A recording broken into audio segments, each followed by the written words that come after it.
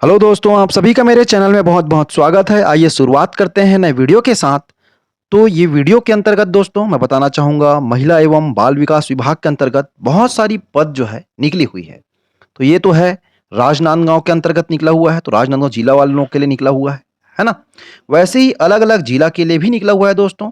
तो लगभग-लगभग बहुत सारे जिला के लिए जो है ऐसे पद निकला हुआ है, तो आप ध्यान देंगे। तो देखिए, क्या है पद? मिशन शक्ति अंतर्गत महिला सशक्तिकरण केंद्र के संचालन हेतु संविदा स्वीकृत पदों में नियुक्ति हेतु विज्ञापन की अंतिम तिथि है 20/10/2023। तब तक जो है क्या कर सकते हैं आप, फॉर्म जो है ऑफलाइन स्पीड पोस्ट के माध्यम से भेज सकते हैं।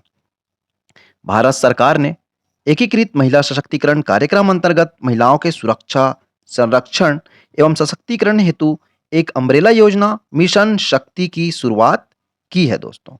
मिशन शक्ति के अंतर्गत मिशन शक्ति के दिशा निर्देशों के अनुसार राज्य स्तरीय हब हेतु जिले में 8 स्वीकृत संविदा पदों की पूर्ति हेतु आवेदन दिनांक 20/10/2023, कार्यालयीन समय 5:30 बजे तक आवेदन आमंत्रित किया गया। विज्ञापन की विस्तृत जानकारी जिले की वेबसाइट www.rajnandgaon.gov.in व कार्यालय के सूचना पटल पर देखी जा सकती है। तो ये तो हुई राजनांदगांव की। उसी प्रकार से आप सभी अपने-अपने जिलों में भी देख सकते हैं। बहुत सारे जिलों के लिए जो है ये पोस्ट निकला हुआ है और ये जो है केंद्र की योजना है। अब आइए देखते हैं इन सभी के लिए क्वालिफ़िकेशन क्या है और अलग-अलग प्रकार की उम्र की और विभिन्न प्रकार की योग्यताएँ किस प्रकार से माँगी गई है।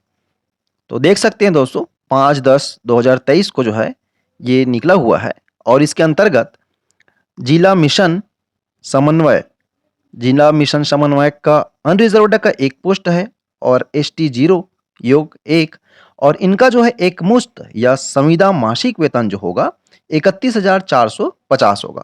उसी प्रकार से जेंडर विशेषज्ञ है ना, इनका अनरिजर्व्ड में एक पोस्ट है, एसटी के लिए एक है। इस प्रकार से कुल टोटल 2 पोस्ट है। इनका मैट्रिक से लेवल जो है 8 होगा और इसका एक मुश्त संविदा मासिक वेतन होगा 25,780 रुपए।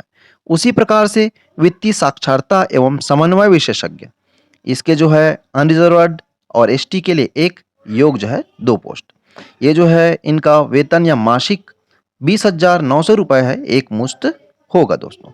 उसी प्रकार आइए देखते हैं चौथे नंबर में देख पा रहे होंगे आप कार्यालय सहायक, इसका जो है अनरिजर्व्ड में एक पोस्ट निकला हुआ है। तो इनका एक मुश्त वेतन है 18,420 रुपए। उसी प्रकार से डाटा एंट्री ऑपरेटर PMMMVY के अंतर्गत निकला हुआ है, ये अनरिजर्व्ड है एक पोस्ट, है ना? तो इसका है 14,200। उसी प्रकार से मल्टीटास्क स्टाफ, इसका एक पोस्ट निकला हुआ है अनरिजर्व्ड में, है ना? तो 11,720 रुपए। 11,720 रुपए जो है इसका एक मुश्त है, आप देख सकते हैं। अब आइए देखते हैं आयु सीमा की जानकारी। तो आयु सीमा किस प्रकार से है दोस्तों, इसमें बताया गया है जिला मिशन समन्वयक तथा जेंडर विशेषज्ञ हेतु अभ्यर्थी की आयु 1/1/2023 को 21 वर्ष से कम तथा 45 वर्ष से अधिक न हो।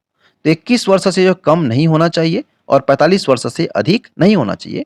इसके अतिरिक्त छत्तीसगढ़ की स्थानीय निवासी को आयु सीमा में छूट के संबंध में राज्य शासन द्वारा समय समय पर जारी निर्देश के अनुरूप छूट की पात्रता होगी। मतलब अधिकतम आयु जो होता है ना 45 वर्ष, उसमें छूट दी जाएगी और ये जो है 50 वर्ष से अधिक नहीं होगी। तो एसटी एससी वाले लोग को जो है छूट दिया जाता है। तो आप जो है इसकी जानकारी ले सकते हैं विभागीय तौर पे और अच्छे से। और देखें, आयु के सत्यापन के लिए जन्म प्रमाण पत्र या कक्षा 8वीं 10वीं की अंक सूची जिसमें जन्म तिथि अंकित हो, इसी के आधार पर जो है क्या किया जाएगा, स्वीकृत किया जाएगा और स्वप्रमाणित दस्तावेज लगेंगे। ठीक है दोस्तों, मूल प्रति के साथ जो है। तो देखिए और क्या क्या जानकारी जो है इसमें मांगी गई है, हम अच्छे से देख लेते हैं नीचे। तो देख सकते हैं यहाँ पास आरक्षित वर्ग के सक्षम अधिकारी द्वारा स्थायी जाति प्रमाण पत्र संलग्न करना अनिवार्य है। कोई भी उम्मीदवार जिसने विवाह के निर्धारित न्यूनतम आयु सीमा में पूर्व विवाह कर लिया हो, नियुक्ति के लिए पात्र नहीं होगा। चयन होने की स्थिति में चयनित अभ्यर्थी को 50 रुपए के स्टाम्प पेपर या नोटरी द्वारा अहिर्वाणिता संबंधी शपथ पत्र प्रस्तुत करना अनिवार्य होगा। सब सही है आपके द्वारा। ये जानकारी अगर आपका नियुक्ति हो जाता है तो आपको शपथ पत्र जो है देना पड़ेगा। आइए आगे देखते हैं, कुछ महत्वपूर्ण बिंदु जो है उनके बारे में जो है मैं आपको बताऊंगा दोस्तों। 11वें नंबर पे आप देखिए, फॉर्म तो स्पष्ट रूप से आप भर लेंगे। प्रत्येक पद के लिए पृथक-पृथक आवेदन देना होगा। तो अलग-अलग पद हैं, सभी में अगर आप पात्र हैं तो अलग-अलग आवेदन आपको देना पड़ेगा। लिफाफा के ऊपर एवं आवेदन पत्र में पद का नाम जिसके लिए आवेदन किया जा रहा है स्पष्ट उल्लेख होना चाहिए, अन्यथा आवेदन निरस्त किया जा सकता है। लिफाफे के ऊपर व आवेदन पत्र में प्रेषक का नाम, पत्र व्यवहार का पूर्ण पता, ईमेल एड्रेस एवं मोबाइल नंबर सहित आवश्यक रूप से अंकित होना चाहिए।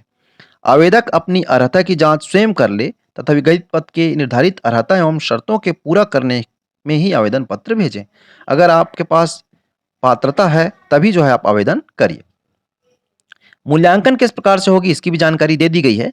तो वांछित न्यूनतम शैक्षणिक योग्यता के प्राप्त प्रतिशत 100 अंक का देते हुए अधिकतम 60 अंक वेटेज जो है, तो 100 अंक का जो है आपका पेपर होगा, परंतु जो है शैक्षणिक योग्यता जितना है आपका मार्कशीट वगैरह सब चीज के ना, उसके अंतर्गत आपको कितना दिया जाएगा, अधिकतम 60 अंक दिया जाएगा। और देखिए न्यूनतम अनुभव के पश्चात प्रत्येक अतिरिक्त वर्ष के अनुभव के लिए, तो कुछ लोगों ने महिला बाल विकास के अंतर्गत कार्य किया है, तो प्रत्येक वर्ष के लिए 2 अंक का जो है उसको अनुभव दिया जाएगा और अधिकतम 18 अंक दिया जाएगा। मान लो उन्होंने 10 वर्ष काम किया है तो 10 वर्ष का ना दे करके 18 अंक ही देंगे और 18 अंक जो होगा 9 वर्ष के अंतर्गत आएगा। तो अधिकतम कितना मिलेगा, 18 अंक जो है बोनस दिया जाएगा। छत्तीसगढ़ के मूल निवासी आवेदकों को 2 बोनस अंक दिए जाएंगे, मूल निवासी हैं उनको 2 अंक बोनस दिया जाएगा। उपरोक्त तीनों बिंदु के आधार पर कुल 80 अंक के आधार पर मेरिट तैयार की जाएगी। तो टोटल जो है तीनों को जोड़ने पर 80 अंक के आधार पर मेरिट तैयार किया जाएगा और वॉक इन इंटरव्यू कौशल परीक्षा हेतु 20 अंक निर्धारित रहेंगे। जिन पदों पर दोनों रखा जाना है, मान लो इंटरव्यू रखना है और कौशल परीक्षा रखा जाएगा, तो 10-10 अंक होंगे और सिर्फ इंटरव्यू या फिर एक कौशल परीक्षा ही रख दिया जाएगा तो 20 अंक जो है निर्धारित रहेंगे। अभ्यर्थियों के चयन मेरिट सूची के समान अंक होने की दशा में उम्र की वरिष्ठता के आधार पर चयन वरीयता दी जाएगी, जैसे परीक्षा में होता है दोस्तों, है ना। वेतन भत्ते जो है बताया जा रहा है संविदा नियम के आधार पर वेतन भत्ता दिया जाएगा। अब आइए देखते हैं शैक्षणिक योग्यता किस प्रकार से होगी। तो शैक्षणिक योग्यता जो है जिला मिशन समन्वयक का समाज शास्त्र, जीवन विज्ञान, पोषण स्वास्थ्य प्रबंधक समाज कार्य ग्रामीण प्रबंधन में स्नातक डिग्री, बीए समाज शास्त्र सामाजिक कार्य एवं BSc BSc clinical and nutrition, BSc food and nutrition and dietetic, BA public health, BBA rural management, MBBS, BMS, BHMS आदि इतने जो है शैक्षणिक योग्यता मांगी गई है। अनिवार्य कौशल कंप्यूटर का अच्छा ज्ञान जो है होना आवश्यक है। एमएस ऑफिस में कार्य करने की क्षमता होना आवश्यक। अनिवार्य न्यूनतम अनुभव, उनको 3 वर्ष का अनुभव हो या कम से कम 3 वर्ष की महिला के मुद्दों का अनुभव हो, ये जानकारी मांगी गई है। वांछनीय योग्यता स्नातकोत्तर डिग्री धारक को प्राथमिकता, स्नातकोत्तर डिग्री धारक है उनको प्राथमिकता दी जाएगी और अंग्रेजी भाषा एवं कंप्यूटर के कार्य करने का अनुभव होना चाहिए। आइए देखते हैं जेंडर विशेषज्ञ। तो जेंडर विशेषज्ञ का जो है पोस्ट उसके अंतर्गत सामाजिक कार्य अन्य सामाजिक क्षेत्रों में स्नातक डिग्री, कंप्यूटर का अच्छा ज्ञान होना चाहिए। तो लगभग कंप्यूटर का सभी में ज्ञान मांगा गया है, इसमें भी 3 वर्ष का अनुभव है ना, और इसमें भी वही स्नातकोत्तर डिग्री जो है मांगी गई है। उसी प्रकार वित्तीय साक्षरता एवं समन्वय विशेषज्ञ, अर्थशास्त्र बैंकिंग अन्य समान कार्यों में स्नातक डिग्री। वित्तीय साक्षरता वित्तीय सम्मेलन में संबंधित कार्यों का शासकीय अर्धशासकीय संस्थाओं गैर शासकीय संगठन में कम से कम 3 वर्ष का अनुभव, इसमें 3 वर्ष का कम से कम अनुभव है, इसमें स्नातकोत्तर डिग्री है और अंग्रेजी भाषा का ज्ञान है। कार्यालय सहायक लेखा अन्य क्षेत्र में स्नातक डिप्लोमा जिसमें लेखा एक विषय के रूप में सम्मिलित हो, कंप्यूटर का अच्छा ज्ञान इनको भी और टाइपिंग जो है अनिवार्य कार्य करने की क्षमता होना चाहिए कार्यालय सहायक होने की वजह से। लेखा संबंधी कार्यों का शासकीय अर्धशासकीय संस्थाओं एवं गैर शासकीय संगठनों में कम से कम 3 वर्ष का अनुभव और अंग्रेजी भाषा का जो है कंप्यूटर में कार्य करने का अनुभव होना चाहिए दोस्तों। उसी प्रकार से 5वां डाटा एंट्री ऑपरेटर। तो डाटा एंट्री ऑपरेटर के लिए स्नातक उपाधि के साथ कंप्यूटर कार्य और आईटी अन्य क्षेत्रों का ज्ञान, इसमें भी कंप्यूटर का ज्ञान होना चाहिए। इन्हें भी 3 वर्ष का जो है गैर शासकीय शासकीय संगठन के अंतर्गत कार्यरत होना चाहिए। अंग्रेजी भाषा में कंप्यूटर कार्य करने का अनुभव होना चाहिए। मल्टीटास्किंग स्टाफ किसी भी मान्यता प्राप्त बोर्ड से 10वीं पास होना चाहिए और इनके लिए जो है कंप्यूटर का ज्ञान जो है अनिवार्य नहीं है, आप देख सकते हैं। उसी प्रकार से इनको किसी भी प्रकार के भाषा का अनुभव भी नहीं होगा चलेगा, परंतु 2 वर्ष का कार्य करने का अनुभव होना चाहिए।